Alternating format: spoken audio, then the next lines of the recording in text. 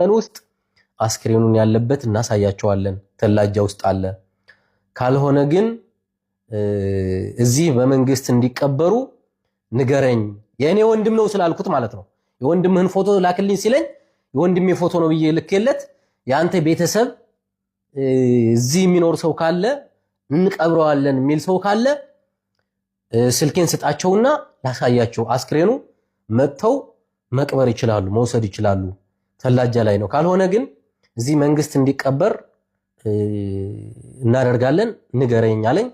እሺ በቃ ቤተሰብ አረጋግጬ ምናምን እደውልልሃለሁ፣ ስልክህን እሰጣቸዋለሁ አልኩትና በጣም ነው ያዘንኩት። በጣም ሪሊ በጣም የሆነ አስክሬናቸውን ሳይ እንዴት አባቴ አድርጌ ልንገራቸው።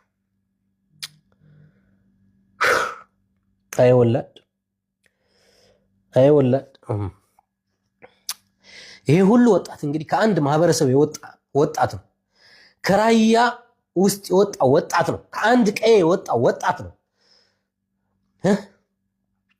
ባለፈው ስንት መቶ ምናምን ሰው በአንድ ጀንበር አልቆ የራያ እናት እንባዋ ሳይደርቅ እንደዚህ የደም እንባ እያለቀሰች አሁን ደግሞ ይሄን ሁሉ ወጣት እስከ መቼ ነው ግን? ቆይ እስከ መቼ ነው?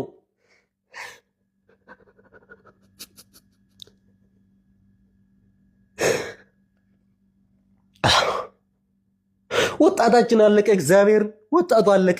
ማርያም አስካስቡት። ቢያንስ እኮ በዚህ 2 ወር ውስጥ እንኳን እኮ ስንት ወጣት ነው ያለቀው?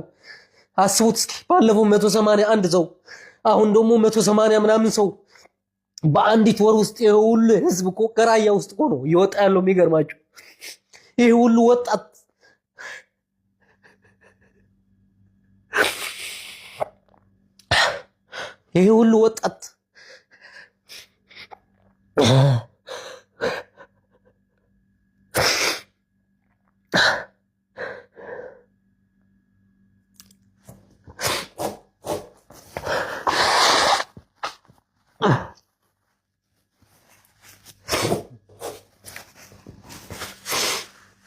ለዛውም ስንት ጠፍቶ የወጣ ወጣት አለ። ስንት ቤተሰቡን ሳያስፈቅድ እናት አባቱን ሳይናገር የወሰደውን ከቤት ያስወጣው ደላላ እንኳን ሳያቅ ዝም ብሎ በዋለበት ለከብት እረኝነት በወጣበት አስጠፍተው የወሰዷቸው ስንት ልጆች ይኖራሉ።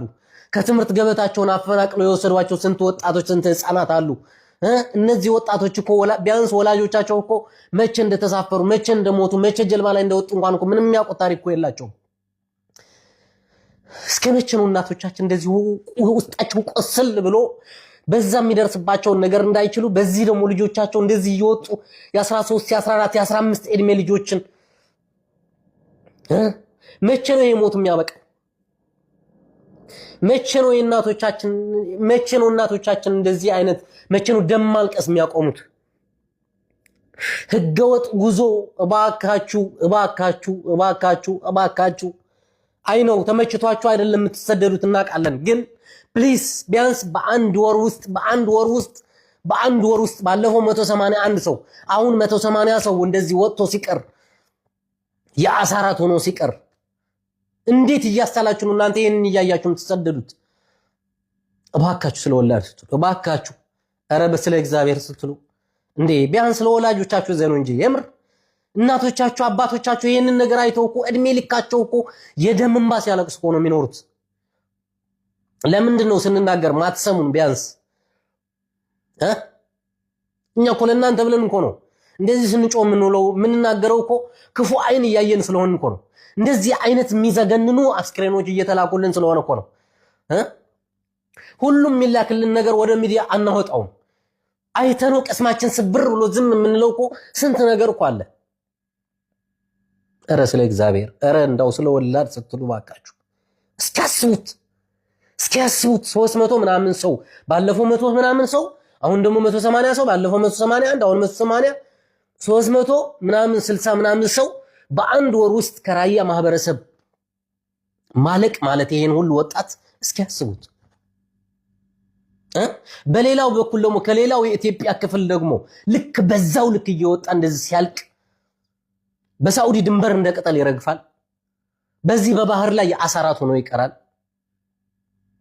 ምንድን ነው የምናደርገው? ኧረ እባካችሁ ስለወላድ፣ ኧረ ስለ እግዚአብሔር ስለፈጠራችሁ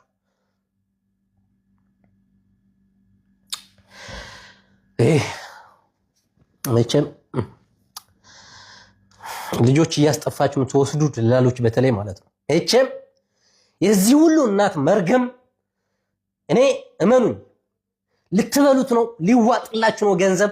ህፃናት ልጆች እያስጠፋችሁ እየወሰዳችሁ ወላጅ ሳያቅ ልጄ የት ገባ ብሎ እየተጨነቀ በዚህ ሰዓት ሊዋጥላችሁ ነው፣ እንጀራ ሊሆናችሁ ነው ገንዘብ